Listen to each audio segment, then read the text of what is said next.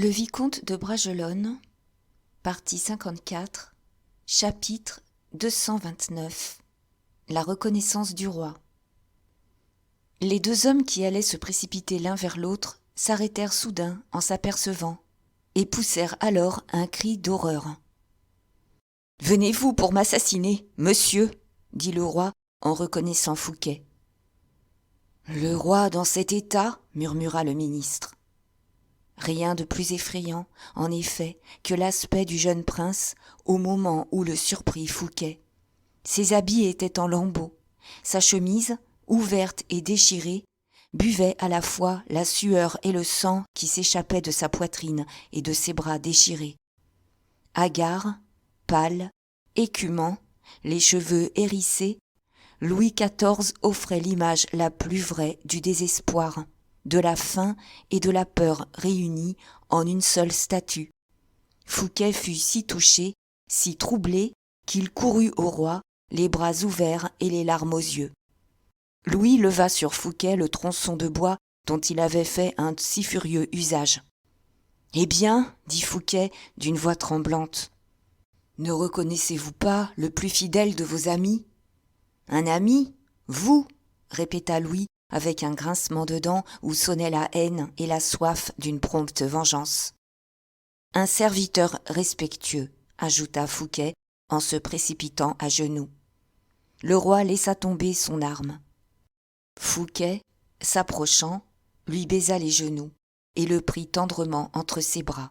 « Mon roi, mon enfant, dit-il, avez-vous dû souffrir ? » Louis, rappelé à lui-même par le changement de la situation, se regarda et, honteux de son désordre, honteux de sa folie, honteux de la protection qu'il recevait, il recula.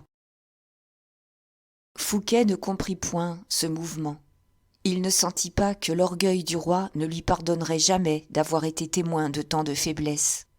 « Venez, sire, vous êtes libre, dit-il. » « Libre ?» répéta le roi. « Oh, vous me rendez libre après avoir osé porter la main sur moi ?»« Vous ne le croyez pas ?» s'écria Fouquet indigné. « Vous ne croyez pas que je sois coupable en cette circonstance ?» Et, rapidement, chaleureusement même, il lui raconta toute l'intrigue dont on connaît les détails. Tant que dura le récit, Louis supporta les plus horribles angoisses. Et, le récit terminé, la grandeur du péril qu'il avait couru le frappa bien plus encore que l'importance du secret relatif à son frère jumeau. « Monsieur, dit-il soudain à Fouquet, cette double naissance est un mensonge. Il est impossible que vous en ayez été la dupe. Sire, il est impossible, vous dis-je, que l'on soupçonne l'honneur, la vertu de ma mère. Et mon Premier ministre n'a pas déjà fait justice des criminels ? Réfléchissez bien, sire, avant de vous emporter, répondit Fouquet. La naissance de votre frère, je n'ai qu'un frère, c'est monsieur, vous le connaissez comme moi. Il y a complot, vous dis-je, à commencer par le gouverneur de la Bastille. Prenez garde, sire, cet homme a été trompé, comme tout le monde, par la ressemblance du prince. La ressemblance ? Allons donc. Il faut cependant que ce Marchiali soit bien semblable à votre majesté, pour que tous les yeux s'y laissent prendre, insista Fouquet. Folie ! Ne dites pas cela, sire. Les gens qui s'apprêtent à affronter le regard de vos ministres, de votre mère, de vos officiers, de votre famille, ces gens-là doivent être bien sûrs de la ressemblance. En effet, murmura le roi. Ces gens-là, où sont-ils ? Mais à Vaux. À Vaux ? Vous souffrez qu'ils y restent ? Le plus pressé, ce me semble, était de délivrer votre majesté. J'ai accompli ce devoir. Maintenant, faisons ce qu'ordonnera le roi. J'attends. Louis réfléchit un moment. Rassemblons des troupes à Paris, dit-il. Les ordres sont donnés à cet effet, répliqua Fouquet. Vous avez donné des ordres ? S'écria le roi. Pour cela, oui, sire. Votre majesté sera à la tête de 10 000 hommes dans 1 heure. Pour toute réponse, le roi prit la main de Fouquet avec une telle effusion qu'il était aisé de voir combien il avait, jusqu'à cette parole, conservé de défiance contre son ministre, malgré l'intervention de ce dernier. « Et avec ces troupes, poursuivit le roi, nous irons assiéger dans votre maison les rebelles qui doivent déjà s'y être établis ou retranchés. »« Cela m'étonnerait, répliqua Fouquet. »« Pourquoi ? Parce que leur chef, l'âme de l'entreprise, ayant été démasqué par moi, tout le plan me semble avorté. »« Vous avez démasqué ce faux prince, lui ? » ?»« Non, je ne l'ai pas vu. »« Qui donc, alors ? » ?»« Le chef de l'entreprise. Ce n'est point ce malheureux. Celui-là n'est qu'un instrument destiné pour toute sa vie au malheur. Je le vois bien. »« Absolument. » »« C'est monsieur l'abbé d'Herblay, l'évêque de Vannes. »« Votre ami ? » ?»« Il était mon ami, sire, » répliqua noblement Fouquet. « Voilà qui est malheureux pour vous, » dit le roi d'un ton moins généreux. « De pareilles amitiés n'avaient rien de déshonorant, tant que j'ignorais le crime, sire. Il fallait le prévoir. Si je suis coupable, je me remets aux mains de votre majesté. »« Ah, monsieur Fouquet, ce n'est point là ce que je veux dire, » repartit le roi, fâché d'avoir ainsi montré l'aigreur de sa pensée. « Eh bien, je vous le déclare, malgré le masque dont ce misérable se couvrait la face, j'ai eu comme un vague soupçon que ce pouvait être lui. Mais, avec ce chef de l'entreprise, il y avait un homme de main, celui qui me menaçait de sa force herculéenne. Quel est-il ? Ce doit être son ami, le baron du Vallon, l'ancien mousquetaire. L'ami de D'Artagnan ? L'ami du comte de la Fère ? Ah ! S'écria le roi sur ce dernier nom. Ne négligeons pas cette relation entre les conspirateurs et monsieur de Bragelonne. Sire, n'allez pas trop loin. Monsieur de la Fère est le plus honnête homme de France. Contentez-vous de ce que je vous livre. » « De ce que vous me livrez ? Bien, car vous me livrez les coupables, n'est-ce pas ? » ?»« Comment votre majesté l'entend-elle ? » demanda Fouquet. « J'entends, » répliqua le roi, « que nous allons arriver à Vaux avec des forces, que nous ferons main basse sur ce nid de vipères, et qu'il n'échappera rien. Rien, n'est-ce pas ? » « Votre majesté fera tuer ces hommes ?» s'écria Fouquet. « Jusqu'au dernier. »« Oh, sire ! Entendons-nous bien, monsieur Fouquet, » dit le roi avec hauteur. « Je ne vis plus dans un temps où l'assassinat soit la seule, la dernière raison des rois. Non, Dieu merci. J'ai des parlements, moi, qui jugent en mon nom, et j'ai des échafauds où l'on exécute mes volontés suprêmes. » Fouquet pâlit. « Je prendrai la liberté, dit-il, de faire observer à votre majesté que tout procès sur ces matières est un scandale mortel pour la dignité du trône. Il ne faut pas que le nom auguste d'Anne d'Autriche passe par les lèvres du peuple, entr'ouverte pour un sourire. Il faut que justice soit faite, monsieur. Bien, sire, mais le sang royal ne peut couler sur l'échafaud. Le sang royal ? Vous croyez cela ? S'écria le roi avec fureur en frappant du pied sur le carreau. Cette double naissance est une invention. Là, surtout, dans cette invention, je vois le crime de monsieur d'Herblay. C'est ce crime que je veux punir, bien plus que leur violence, leur insulte. Et punir de mort ? De mort, oui, monsieur. Sire, dit avec fermeté le surintendant, dont le front, longtemps baissé, se releva superbe. Votre majesté fera trancher la tête, si elle le veut, à Philippe de France, son frère. Cela la regarde, et elle consultera là-dessus Anne d'Autriche, sa mère. Ce qu'elle ordonnera sera bien ordonné. Je ne m'en veux donc plus mêler, pas même pour l'honneur de votre couronne. Mais j'ai une grâce à vous demander. Je vous la demande. « Parlez, » dit le roi, fort troublé par les dernières paroles du ministre. « Que vous faut-il ? » ?»« La grâce de monsieur d'Herblay et celle de monsieur du Vallon. »« Mes assassins ? » ?»« 2 rebelles, sire, voilà tout. »« Oh, je comprends que vous me demandiez grâce pour vos amis. »« Mes amis ? » fit Fouquet, blessé profondément. « Vos amis, oui, mais la sûreté de mon état exige une exemplaire punition des coupables. Je ne ferai pas observer à votre majesté que je viens de lui rendre la liberté, de lui sauver la vie. Monsieur, je ne lui ferai pas observer que, si monsieur d'Herblay eût voulu faire son rôle d'assassin, il pouvait simplement assassiner votre majesté, ce matin, dans la forêt de Sénart, et que tout était fini. Le roi tressaillit. Un coup de pistolet dans la tête, poursuivit Fouquet, et le visage de Louis XIV devenu méconnaissable était à jamais l'absolution de M. d'Herblay. Le roi pâlit d'épouvante à l'aspect du péril évité.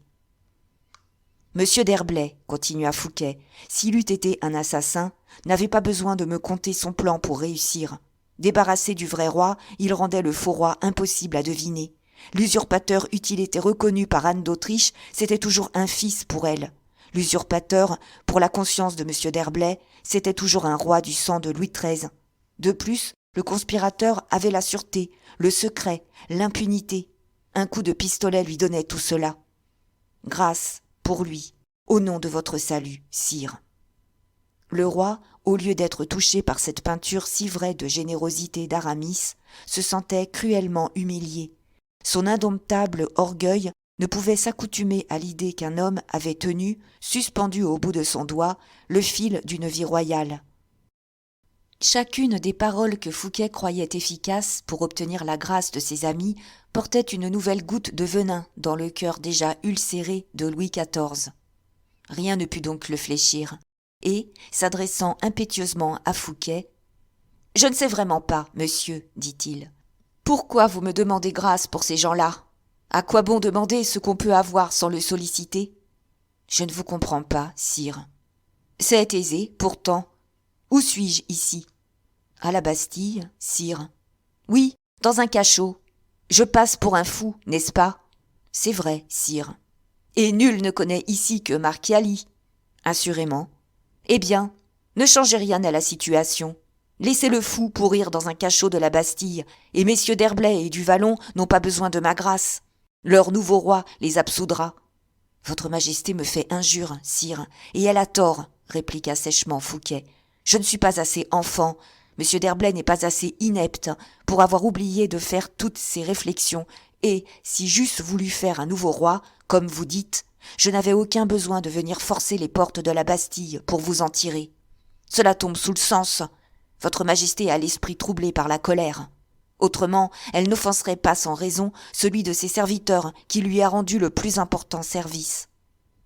Louis s'aperçut qu'il avait été trop loin, que les portes de la Bastille étaient encore fermées sur lui, tandis que s'ouvraient peu à peu les écluses derrière lesquelles ce généreux Fouquet contenait sa colère. « Je n'ai pas dit cela pour vous humilier. À Dieu ne plaise, monsieur, répliqua-t-il. Seulement, vous vous adressez à moi pour obtenir une grâce, et je vous réponds selon ma conscience. Or, suivant ma conscience, les coupables dont nous parlons ne sont pas dignes de grâce ni de pardon. » Fouquet ne répliqua rien. « Ce que je fais là, ajouta le roi, est généreux comme ce que vous avez fait, car je suis en votre pouvoir. Je dirais même que c'est plus généreux, attendu que vous me placez en face de conditions d'où peuvent dépendre ma liberté, ma vie, et que, refuser, c'est en faire le sacrifice. » « J'ai tort, en effet, répondit Fouquet. Oui, j'avais l'air d'extorquer une grâce. Je me repens. Je demande pardon à votre Majesté. »« Et vous êtes pardonné, mon cher monsieur Fouquet, » fit le roi avec un sourire qui acheva de ramener la sérénité sur son visage que tant d'événements avaient altéré depuis la veille. « J'ai ma grâce, » reprit obstinément le ministre, « mais messieurs d'Herblay et du Vallon n'obtiendront jamais la leur, tant que je vivrai, » répliqua le roi inflexible. « Rendez-moi le service de ne m'en plus parler. Votre Majesté sera obéie. Et vous ne m'en conserverez pas rancune ? Oh non, sire, car j'avais prévu le cas. Vous aviez prévu que je refuserais la grâce de ces messieurs ? Assurément, et toutes mes mesures étaient prises en conséquence. »« Qu'entendez-vous dire ? » s'écria le roi surpris. Monsieur d'Herblay venait, pour ainsi dire, se livrer en mes mains. Monsieur d'Herblay me laissait le bonheur de sauver mon roi et mon pays. Je ne pouvais condamner monsieur d'Herblay à la mort. Je ne pouvais non plus l'exposer au courroux très légitime de votre Majesté. C'eût été la même chose que de le tuer moi-même. Eh bien, qu'avez-vous fait ? Sire, j'ai donné à monsieur d'Herblay mes meilleurs chevaux, et ils ont 4 heures d'avance sur tous ceux que votre Majesté pourra envoyer après lui. « Soit, murmura le roi, Mais le monde est assez grand pour que mes coureurs gagnent sur vos chevaux les 4 heures de gain que vous avez données à M. d'Herblay. En lui donnant ces 4 heures, sire, je savais lui donner la vie. Il aura la vie. Comment cela ? Après avoir bien couru, toujours en avant de 4 heures sur vos mousquetaires, il arrivera dans mon château de Belle-Île, où je lui ai donné asile. Soit, mais vous oubliez que vous m'avez donné Belle-Île. Pas pour faire arrêter mes amis. Vous me le reprenez, alors ? Pour cela, oui, sire. Mes mousquetaires le reprendront, et tout sera dit. Ni vos mousquetaires, ni même votre armée, sire, dit froidement Fouquet. Belle-Île est imprenable. Le roi devint livide, un éclair jaillit de ses yeux. Fouquet se sentit perdu, mais il n'était pas de ceux qui reculent devant la voix de l'honneur. Il soutint le regard envenimé du roi. Celui-ci dévora sa rage et, après un silence, « Allons-nous à Vaux, dit-il. « Je suis aux ordres de votre majesté, répliqua Fouquet en s'inclinant profondément. Mais je crois que votre majesté ne peut se dispenser de changer d'habit avant de paraître devant sa cour. Nous passerons par le Louvre, dit le roi. Allons. Et ils sortirent devant Baisemeaux effaré qui, une fois encore, regarda sortir Marchiali et s'arracha le peu de cheveux qui lui restaient. Il est vrai que Fouquet lui donna décharge du prisonnier et que le roi écrivit au-dessous « Vu et approuvé, Louis ». Folie que Baisemeaux, incapable d'assembler 2 idées, accueillit par un héroïque coup de poing qu'il se bourra dans les mâchoires. Chapitre 230. Le faux roi. Cependant, à Vaux, la royauté usurpatrice continuait bravement son rôle. Philippe donna ordre qu'on introduisît pour son petit lever les grandes entrées, déjà prêtes à paraître devant le roi. Il se décida à donner cet ordre, malgré l'absence de M. d'Herblay, qui ne revenait pas, et nos lecteurs savent pour quelle raison. Mais le prince, ne croyant pas que cette absence pût se prolonger, voulait, comme tous les esprits téméraires, essayer sa valeur et sa fortune, loin de toute protection, de tout conseil. Une autre raison l'y poussait. Anne d'Autriche allait paraître. La mère coupable allait se trouver en présence de son fils sacrifié. Philippe ne voulait pas, s'il avait une faiblesse, en rendre témoin l'homme envers lequel il était désormais tenu de déployer tant de force. Philippe ouvrit les 2 battants de la porte, et plusieurs personnes entrèrent silencieusement. Philippe ne bougea point tant que ses valets de chambre l'habillèrent. Il avait vu, la veille, les habitudes de son frère. Il fit le roi, de manière à n'éveiller aucun soupçon. Ce fut donc tout habillé, avec l'habit de chasse, qu'il reçut les visiteurs. Sa mémoire et les notes d'Aramis lui annoncèrent tout d'abord Anne d'Autriche, à laquelle monsieur donnait la main, puis madame, avec monsieur de Saint-Aignan. Il sourit en voyant ces visages et frissonna en reconnaissant sa mère. Cette figure noble et imposante, ravagée par la douleur, vint plaider dans son cœur la cause de cette fameuse reine qui avait immolé un enfant à la raison d'État. Il trouva que sa mère était belle. Il savait que Louis XIV l'aimait. Il se promit de l'aimer aussi, et de ne pas être, pour sa vieillesse, un châtiment cruel. Il regarda son frère avec un attendrissement facile à comprendre. Celui-ci n'avait rien usurpé, rien gâté dans sa vie. Rameau écarté, il laissait monter la tige, sans souci de l'élévation et de la majesté de sa vie. Philippe se promit d'être bon frère, pour ce prince auquel suffisait l'or qui donne les plaisirs. Il salua d'un air affectueux Saint-Aignan, qui s'épuisait en sourires et révérences, et tendit la main en tremblant à Henriette, sa belle-sœur, dont la beauté le frappa. Mais il vit dans les yeux de cette princesse un reste de froideur qui lui plut pour la facilité de leur relation future. Combien me sera-t-il plus aisé, pensait-il, d'être le frère de cette femme que son galant, si elle me témoigne une froideur que mon frère ne pouvait avoir pour elle et qui m'est imposée comme un devoir. La seule visite qu'il redouta en ce moment était celle de la reine. Son cœur, son esprit venaient d'être ébranlés par une épreuve si violente que, malgré leur trempe solide, ils ne supporteraient peut-être pas un nouveau choc. Heureusement, la reine ne vint pas. Alors commença, de la part d'Anne d'Autriche, une dissertation politique sur l'accueil que M. Fouquet avait fait à la Maison de France. Elle entremêla ses hostilités de compliments à l'adresse du roi, de questions sur sa santé, de petites flatteries maternelles et de ruses diplomatiques. « Eh bien, mon fils, dit-elle, êtes-vous revenu sur le compte de M. Fouquet ?»« Saint-Aignan, dit Philippe, veuillez aller savoir des nouvelles de la reine. » À ces mots, les premiers que Philippe eut prononcés tout haut, la légère différence qu'il y avait entre sa voix et celle de Louis XIV fut sensible aux oreilles maternelles. Anne d'Autriche regarda fixement son fils. De Saint-Aignan sortit, Philippe continua. « Madame, je n'aime pas qu'on me dise du mal de M. Fouquet, vous le savez, et vous m'en avez dit du bien vous-même. C'est vrai, aussi ne fais-je que vous questionner sur l'état de vos sentiments à son égard. »« Sire, dit Henriette, j'ai, moi, toujours aimé M. Fouquet. C'est un homme de bon goût, un brave homme. »« Un surintendant qui ne lésine jamais, ajouta monsieur, et qui paie en or toutes les cédules que j'ai sur lui. »« On compte trop ici, chacun pour soi, dit la vieille reine. Personne ne compte pour l'État. M. Fouquet, c'est un fait. M. Fouquet ruine l'État. »« Allons, ma mère, repartit Philippe d'un ton plus bas. Est-ce que, vous aussi, vous vous faites le bouclier de M. Colbert ?»« Comment cela ?» fit la vieille reine surprise. « C'est que, en vérité, reprit Philippe, je vous entends parler là comme parlerait votre vieille amie, Madame de Chevreuse. » À ce nom, Anne d'Autriche pâlit et pinça ses lèvres. Philippe avait irrité la lionne. « Que venez-vous me parler de Madame de Chevreuse ?» fit-elle. « Et quelle humeur avez-vous aujourd'hui contre moi ?» Philippe continua.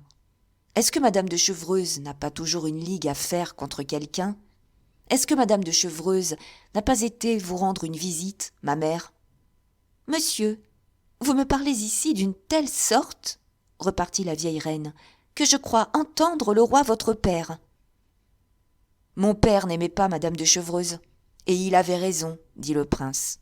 Moi, je ne l'aime pas non plus, et si elle s'avise de venir, comme elle y venait autrefois, semer les divisions et les haines sous prétexte de mendier de l'argent, eh bien, dit fièrement Anne d'Autriche, provoquant elle-même l'orage. Eh bien, repartit avec résolution le jeune homme, je chasserai du royaume Madame de Chevreuse, et avec elle tous les artisans de secrets et de mystères. Il n'avait pas calculé la portée de ce mot terrible, ou peut-être avait-il voulu en juger l'effet, comme ceux qui, souffrant d'une douleur chronique et cherchant à rompre la monotonie de cette souffrance, appuient sur leur plaie pour se procurer une douleur aiguë. Anne d'Autriche faillit s'évanouir. Ses yeux ouverts, mais atones, cessèrent de voir pendant un moment.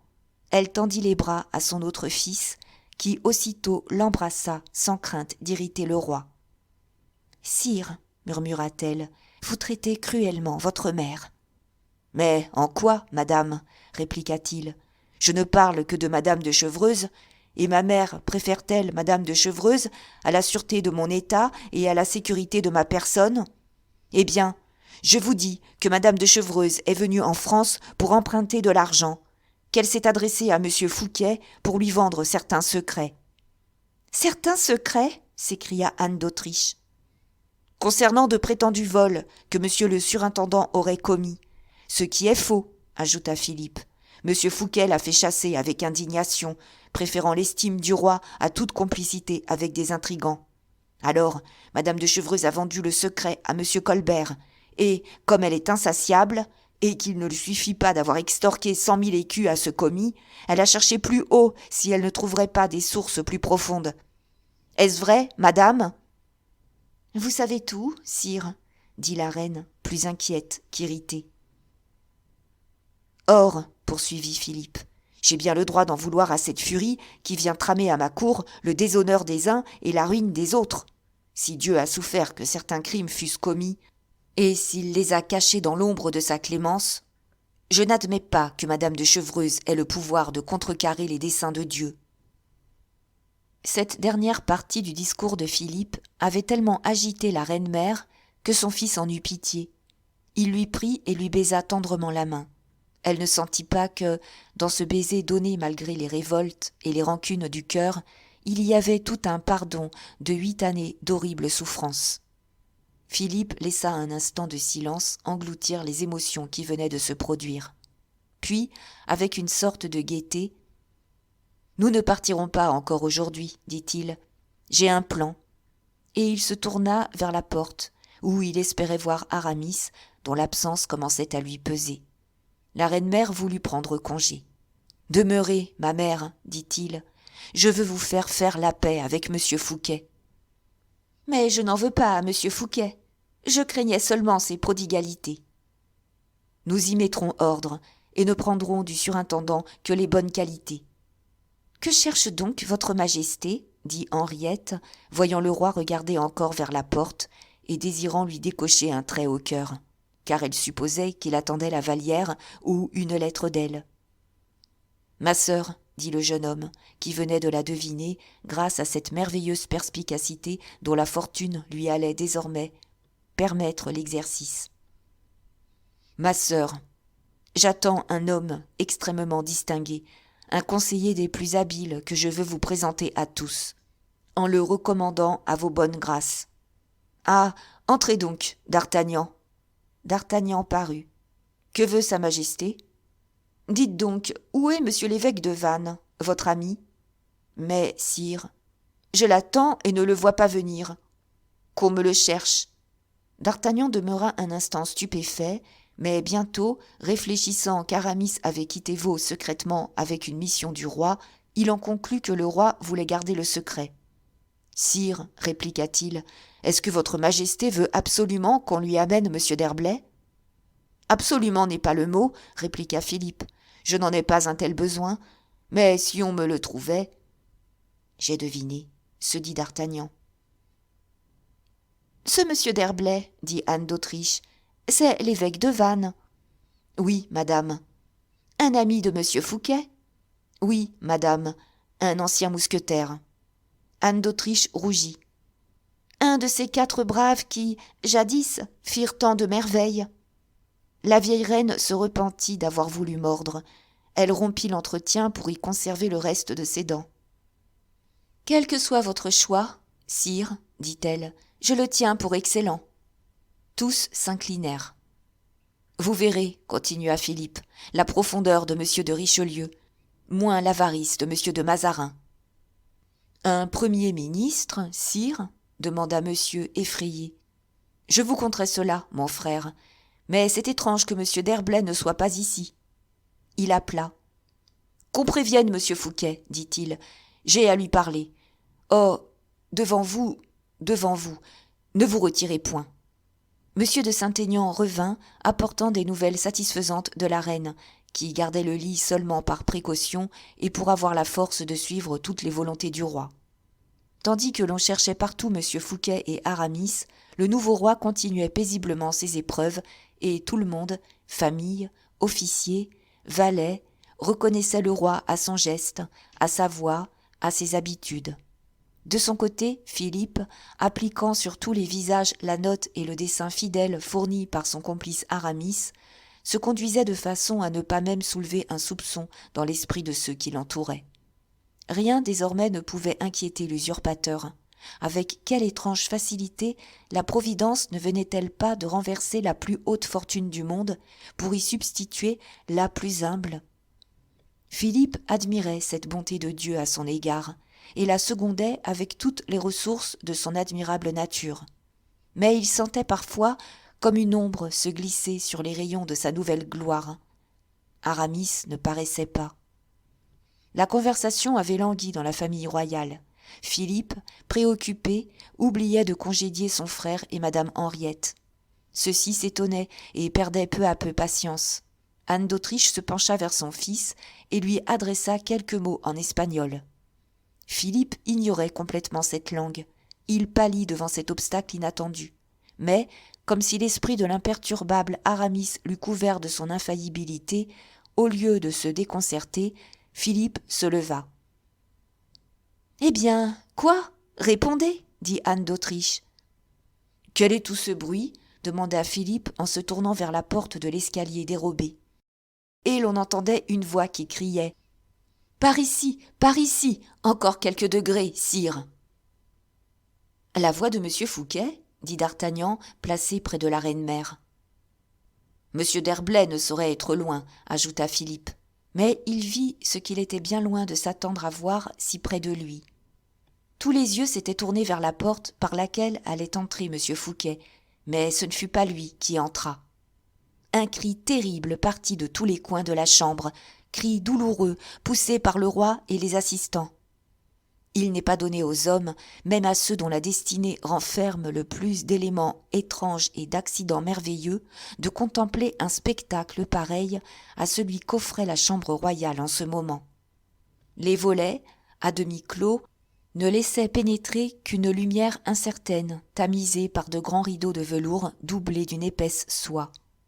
Dans cette pénombre moelleuse, s'étaient peu à peu dilatés les yeux, et chacun des assistants voyait les autres plutôt avec la confiance qu'avec la vue. Toutefois, on en arrive, dans ces circonstances, à ne laisser échapper aucun des détails environnants, et le nouvel objet qui se présente apparaît lumineux comme s'il était éclairé par le soleil. C'est ce qui arriva pour Louis XIV lorsqu'il se montra pâle et le sourcil froncé sous la portière de l'escalier secret. Fouquet laissa voir, derrière, son visage empreint de sévérité et de tristesse. La reine-mère, qui aperçut Louis XIV et qui tenait la main de Philippe, poussa le cri dont nous avons parlé, comme elle eût fait en voyant un fantôme. Monsieur eut un mouvement d'éblouissement et tourna la tête, de celui des deux rois qu'il apercevait en face, vers celui aux côtés duquel il se trouvait. Madame fit un pas en avant, croyant voir se refléter, dans une glace, son beau-frère. Et, de fait, l'illusion était possible. Les deux princes, défaits l'un et l'autre, car nous renonçons à peindre l'épouvantable saisissement de Philippe, et tremblant tous deux, crispant l'un et l'autre une main convulsive, se mesuraient du regard et plongeaient leurs yeux comme des poignards dans l'âme l'un de l'autre. Muets, haletants, courbés, ils paraissaient prêts à fondre sur un ennemi. Cette ressemblance inouïe du visage, du geste, de la taille, tout, jusqu'à une ressemblance de costume décidée par le hasard, car Louis XIV était allé prendre au Louvre un habit de velours violet, cette parfaite analogie des deux princes acheva de bouleverser le cœur d'Anne d'Autriche. Elle ne devinait pourtant pas encore la vérité. Il y a de ces malheurs que nul ne veut accepter dans la vie. On aime mieux croire au surnaturel, à l'impossible. Louis n'avait pas compté sur ces obstacles. Il s'attendait, en entrant seulement, à être reconnu. Soleil vivant, il ne souffrait pas le soupçon d'une parité avec qui que ce fût. Il n'admettait pas que tout flambeau ne devint ténèbres à l'instant où il faisait luire son rayon vainqueur. Aussi, à l'aspect de Philippe, fut-il plus terrifié peut-être qu'aucun autre autour de lui, et son silence, son immobilité, furent ce temps de recueillement et de calme qui précède les violentes explosions de la colère. Mais Fouquet, qui pourrait peindre son saisissement et sa stupeur en présence de ce portrait vivant de son maître, Fouquet pensa qu'Aramis avait raison, que ce nouveau venu était un roi aussi pur dans sa race que l'autre, et que, pour avoir répudié toute participation à ce coup d'État si habilement fait par le général des Jésuites, il fallait être un fol enthousiaste indigne à jamais de tremper ses mains dans une œuvre politique. Et puis, c'était le sang de Louis XIII que Fouquet sacrifiait au sang de Louis XIII. C'était à une ambition égoïste qu'il sacrifiait une noble ambition. C'était au droit de garder qu'il sacrifiait le droit d'avoir. Toute l'étendue de sa faute lui fut révélée par le seul aspect du prétendant. Tout ce qui se passa dans l'esprit de Fouquet fut perdu pour les assistants. Il eut 5 minutes pour concentrer ses méditations sur ce point du cas de conscience. 5 minutes, c'est-à-dire 5 siècles, pendant lesquels les deux rois et leurs familles trouvèrent à peine le temps de respirer d'une si terrible secousse. D'Artagnan, adossé au mur, en face de Fouquet, le poing sur son front, l'œil fixe, se demandait la raison d'un si merveilleux prodige.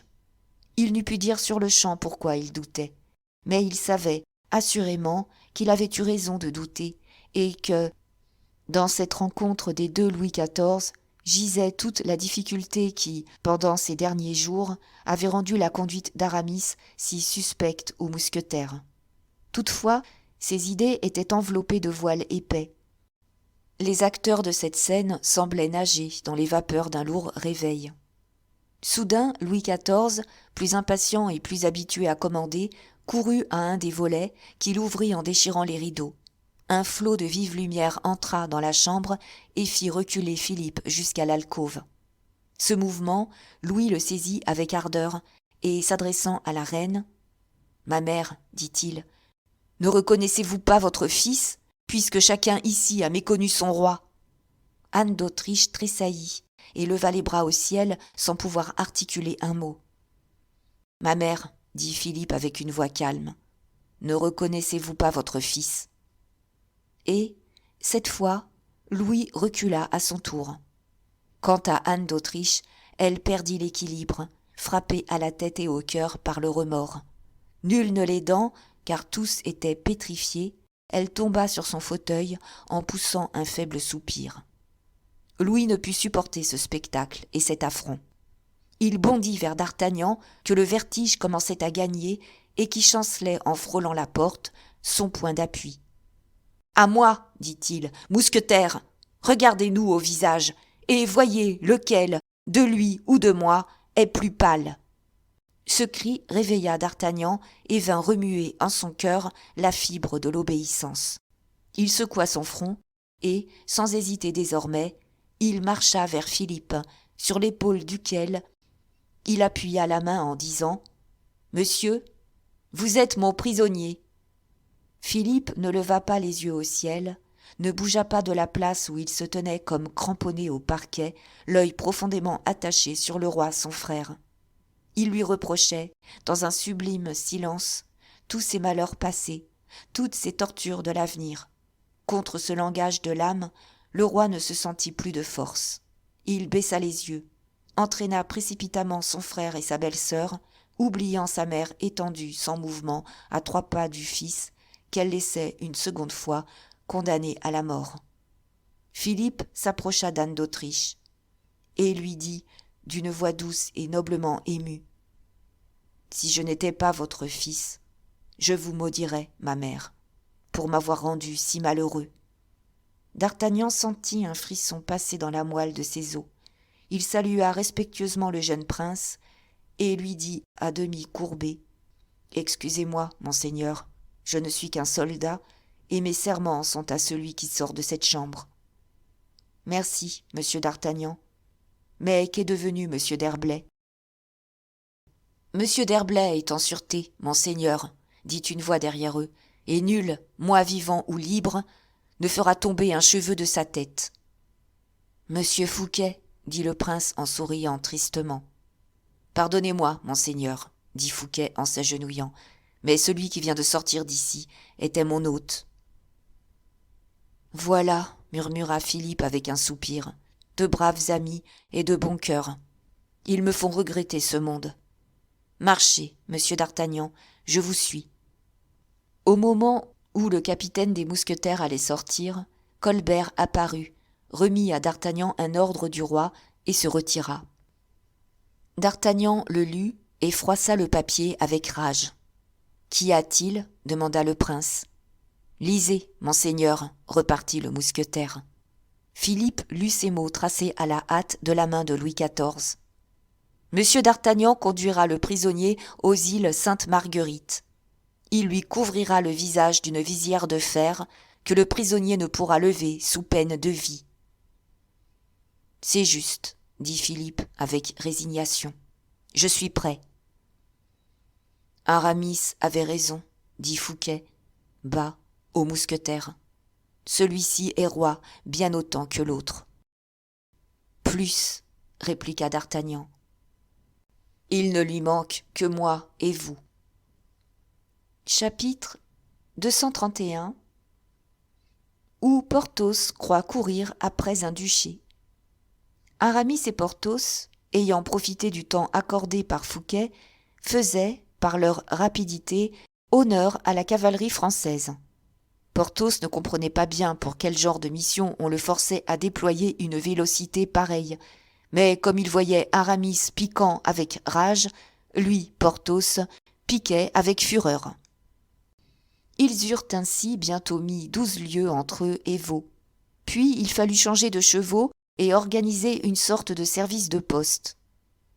C'est pendant un relais que Porthos se hasarda discrètement à interroger Aramis. « Chut !» répliqua celui-ci. « Sachez seulement que notre fortune dépend de notre rapidité. » Comme si Porthos eût été le mousquetaire sans sou ni maille de 1626, il poussa en avant. Ce mot magique de fortune signifie toujours quelque chose à l'oreille humaine. Il veut dire assez pour ceux qui n'ont rien. Il veut dire trop pour ceux qui ont assez. « On me fera duc, dit Porthos tout haut. Il se parlait à lui-même. « Cela est possible, répliqua en souriant à sa façon Aramis, dépassé par le cheval de Porthos. Cependant, la tête d'Aramis était en feu. L'activité du corps n'avait pas encore réussi à surmonter celle de l'esprit. Tout ce qu'il y a de colère rugissante, de douleur aux dents aiguës, de menaces mortelles, se tordait et mordait et grondait dans la pensée du prélat vaincu. Sa physionomie offrait les traces bien visibles de ce rude combat. Libre, sur le grand chemin, de s'abandonner au moins aux impressions du moment, Aramis ne se privait pas de blasphémer à chaque écart du cheval, à chaque inégalité de la route. Pâle, parfois inondé de sueur bouillante, tantôt sec et glacé, il battait les chevaux et leur ensanglantait les flancs. Porthos en gémissait, lui dont le défaut dominant n'était pas la sensibilité. Ainsi coururent-ils pendant 8 grandes heures, et ils arrivèrent à Orléans. Il était 4 heures de l'après-midi.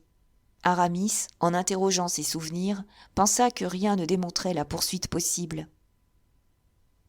Il eût été sans exemple qu'une troupe capable de prendre Porthos et lui fût fournie de relais suffisants pour faire 40 lieues en 8 heures. Ainsi, en admettant la poursuite, ce qui n'était pas manifeste, les fuyards avaient 5 bonnes heures d'avance sur les poursuivants. Aramis pensa que se reposer n'était pas imprudence, mais que continuer était un coup de parti. En effet, 20 lieues de plus fournies avec cette rapidité, 20 lieues dévorées, et nul, pas même d'Artagnan, ne pourrait rattraper les ennemis du roi. Aramis fit donc à Porthos le chagrin de remonter à cheval. On courut jusqu'à 7 heures du soir. On n'avait plus qu'une poste pour arriver à Blois. Mais, là, un contretemps diabolique vint alarmer Aramis. Les chevaux manquaient à la poste. Le prélat se demanda par quelle machination infernale ses ennemis étaient arrivés à lui ôter le moyen d'aller plus loin, lui qui ne reconnaissait pas le hasard pour un dieu, lui qui trouvait à tout résultat sa cause. Il aimait mieux croire que le refus du maître de poste à une pareille heure, dans un pareil pays, était la suite d'un ordre émané de haut. Ordre donné en vue d'arrêter court le faiseur de majesté dans sa fuite.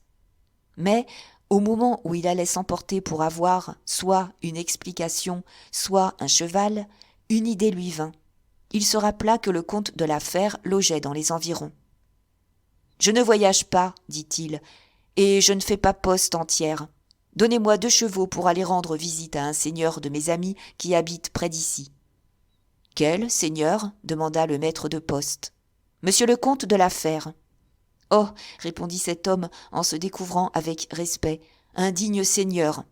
Mais, quel que soit mon désir de lui être agréable, je ne puis vous donner 2 chevaux. Tous ceux de ma poste sont retenus par monsieur le duc de Beaufort. »« Ah !» fit Aramis désappointé. « Seulement, continua le maître de poste, s'il vous plaît de monter dans un petit chariot que j'ai, j'y ferai mettre un vieux cheval aveugle qui n'a plus que des jambes et qui vous conduira chez monsieur le comte de la Fère. »« Cela vaut 1 louis, dit Aramis. « Non, monsieur, cela ne vaut jamais qu'1 écu.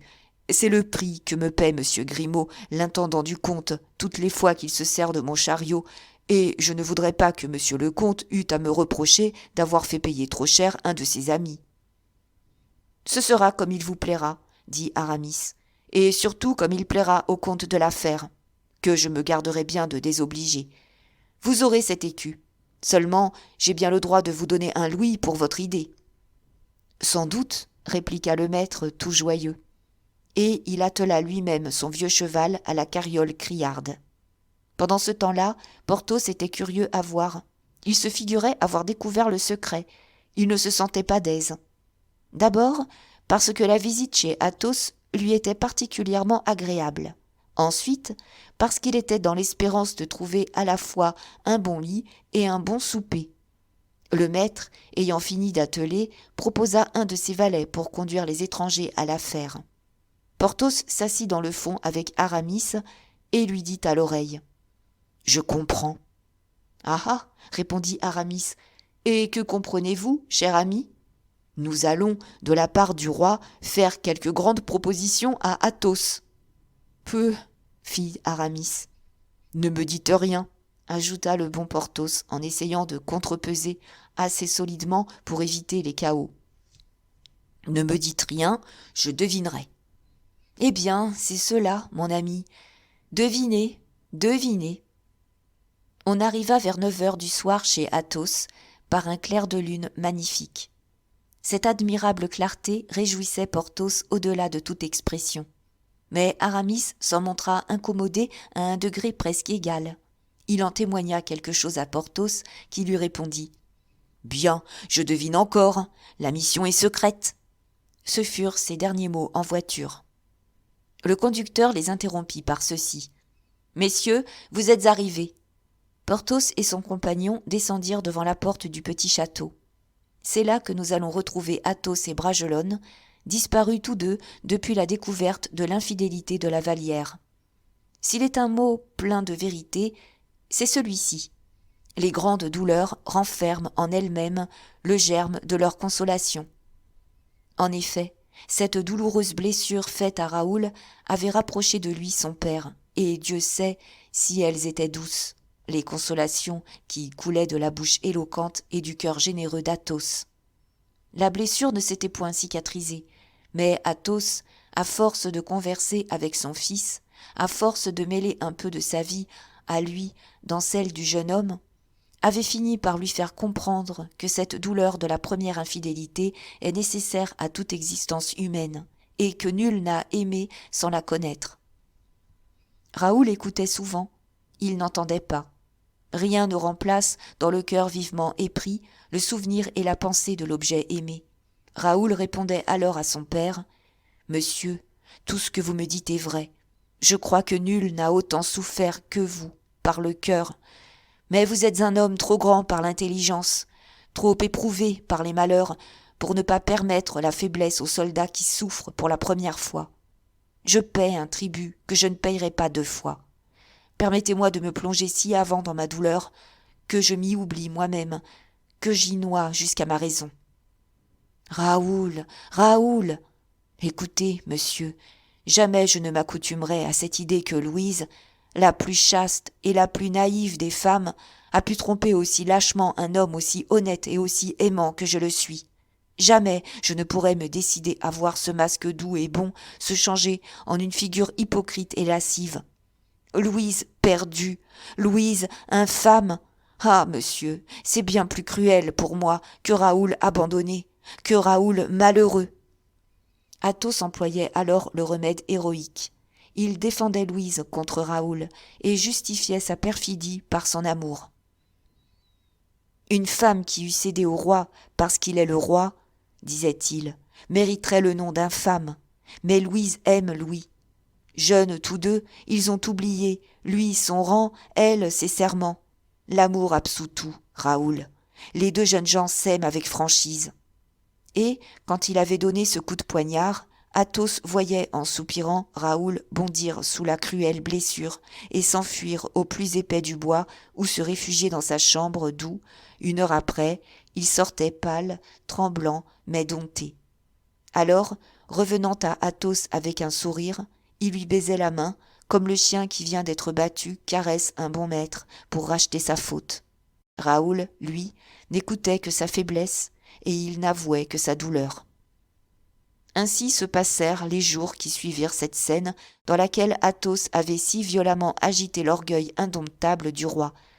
Jamais, en causant avec son fils, il ne fit allusion à cette scène. Jamais il ne lui donna les détails de cette vigoureuse sortie qui eût peut-être consolé le jeune homme en lui montrant son rival abaissé. Athos ne voulait point que l'amant offensé oubliât le respect dû au roi. Et quand Bragelonne, ardent, furieux, sombre, parlait avec mépris des paroles royales, de la foi équivoque que certains fous puisent dans la promesse tombée du trône, quand, passant 2 siècles, avec la rapidité d'un oiseau qui traverse un détroit pour aller d'un monde à l'autre, Raoul en venait à prédire le temps où les rois sembleraient plus petits que les hommes, Athos lui disait de sa voix sereine et persuasive : « Vous avez raison, Raoul. Tout ce que vous dites arrivera. Les rois perdront leur prestige, comme perdent leur clarté les étoiles qui ont fait leur temps. Mais lorsque ce moment viendra, Raoul, nous serons morts. Et rappelez-vous bien ce que je vous dis. En ce monde, il faut pour tous, hommes, femmes et rois, vivre au présent. Nous ne devons vivre, selon l'avenir, que pour Dieu. » Voilà de quoi s'entretenaient, comme toujours, Athos et Raoul, en arpentant la longue allée de tilleuls dans le parc, lorsque retentit soudain la clochette qui servait à annoncer au comte soit l'heure du repas, soit une visite. Machinalement et sans y attacher d'importance, il rebroussa chemin avec son fils, et tous les deux se trouvèrent, au bout de l'allée, en présence de Porthos et d'Aramis. Chapitre 232. Les derniers adieux. Raoul poussa un cri de joie et serra tendrement Porthos dans ses bras. Aramis et Athos s'embrassèrent en vieillards. Cet embrassement même était une question pour Aramis, qui, aussitôt, « Ami, dit-il, nous ne sommes pas pour longtemps avec vous. »« Ah » fit le comte. « Le temps, interrompit Porthos, de vous conter mon bonheur. »« Ah » fit Raoul. Athos regarda silencieusement Aramis, dont déjà l'air sombre lui avait paru bien peu en harmonie avec les bonnes nouvelles dont parlait Porthos. « Quel est le bonheur qui vous arrive ? Voyons, » demanda Raoul en souriant. « Le roi me fait duc, » dit avec mystère le bon Porthos, se penchant à l'oreille du jeune homme. « Duc à brevet. » Mais les apartés de Porthos avaient toujours assez de vigueur pour être entendus de tout le monde. Ces murmures étaient au diapason d'un rugissement ordinaire. Athos entendit et poussa une exclamation qui fit tressaillir Aramis. Celui-ci prit le bras d'Athos et, après avoir demandé à Porthos la permission de causer quelques moments à l'écart, « Mon cher Athos, dit-il au comte, vous me voyez navré de douleur. »« De douleur » s'écria le comte. « Ah, cher ami, voici en 2 mots. J'ai fait, contre le roi, une conspiration. Cette conspiration a manqué, et, à l'heure qu'il est, on me cherche sans doute. »« On vous cherche ? Une conspiration ? Eh, mon ami, que me dites-vous là ? » ?»« Une triste vérité. Je suis tout bonnement perdu. »« Mais Porthos, ce titre de duc, qu'est-ce que tout cela ? Voilà le sujet de ma plus vive peine. Voilà le plus profond de ma blessure. J'ai, croyant à un succès infaillible, entraîné Porthos dans ma conjuration. Il y a donné, comme vous savez qu'il donne, de toutes ses forces, sans rien savoir, et aujourd'hui, le voilà si bien compromis avec moi qu'il est perdu comme moi. Mon Dieu ! Et Athos se retourna vers Porthos, qui leur sourit agréablement. « Il faut vous faire tout comprendre. Écoutez-moi, » continua Aramis. Et il raconta l'histoire que nous connaissons. Athos sentit plusieurs fois, durant le récit, son front se mouiller de sueur. « C'est une grande idée, dit-il, mais c'était une grande faute, dont je suis puni, Athos. Aussi ne vous dirai-je pas ma pensée entière. Dites, c'est un crime. Capital, je le sais, lèse-majesté. Porthos, pauvre Porthos, que voulez-vous que je fasse ? Le succès, je vous l'ai dit, était certain. Monsieur Fouquet est un honnête homme. Et moi, je suis un sot de l'avoir si mal jugé, fit Aramis.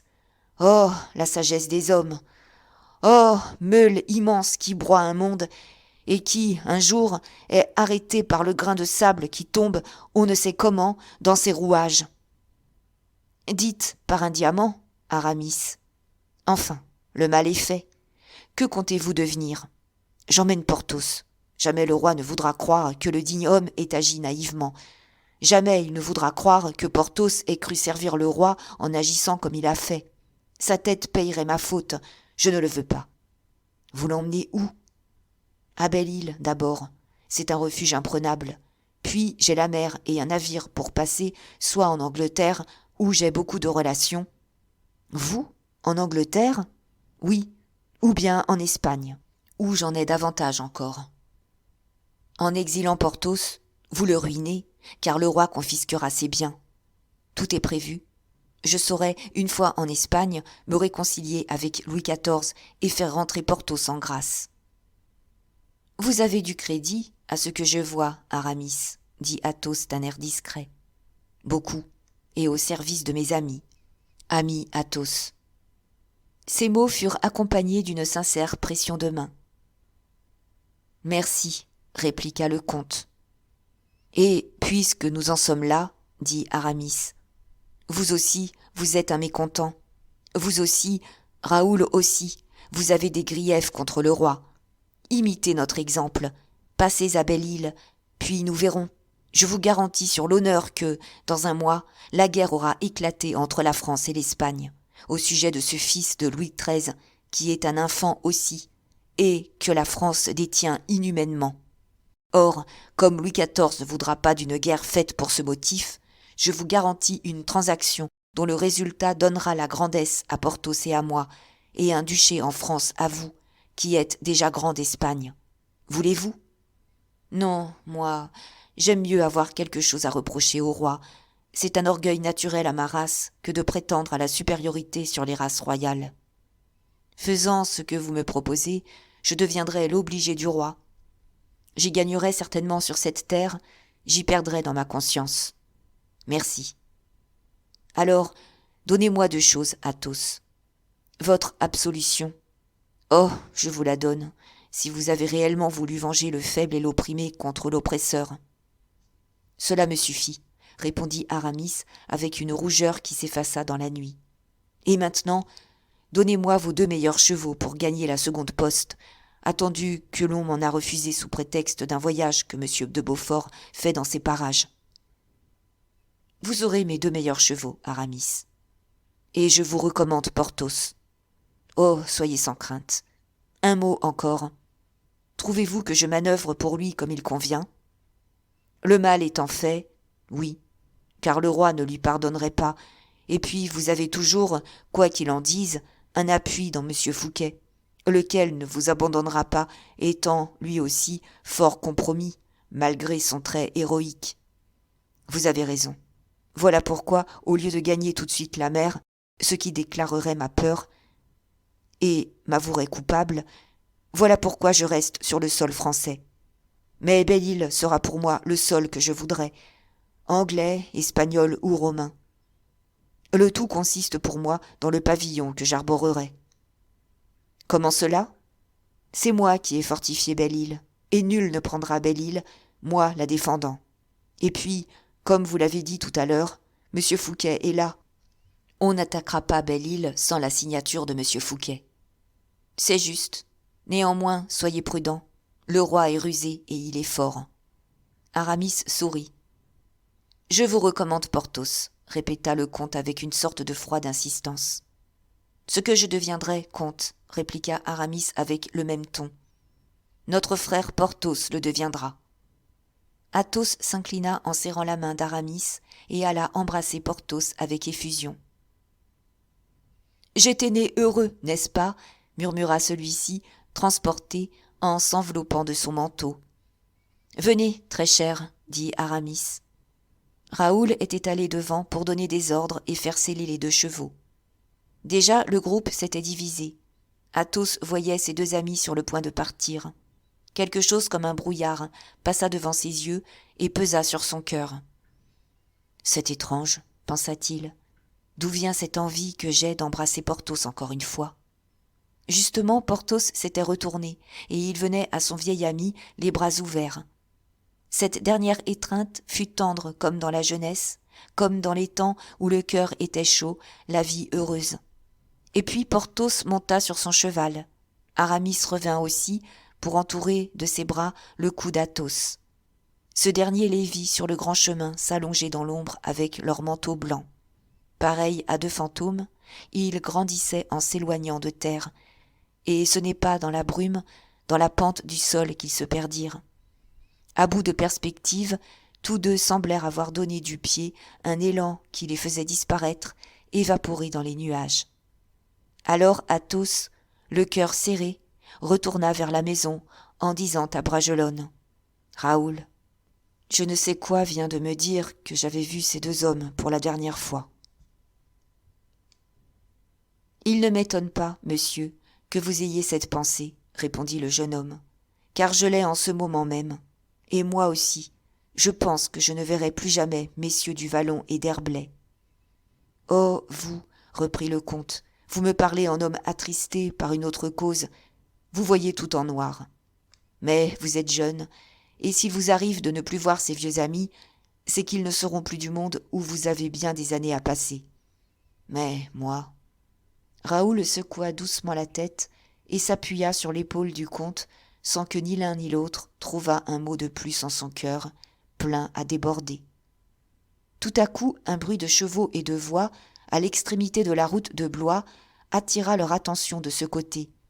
Des porte-flambeaux à cheval secouaient joyeusement leurs torches sur les arbres de la route et se retournaient de temps en temps pour ne pas distancer les cavaliers qui les suivaient.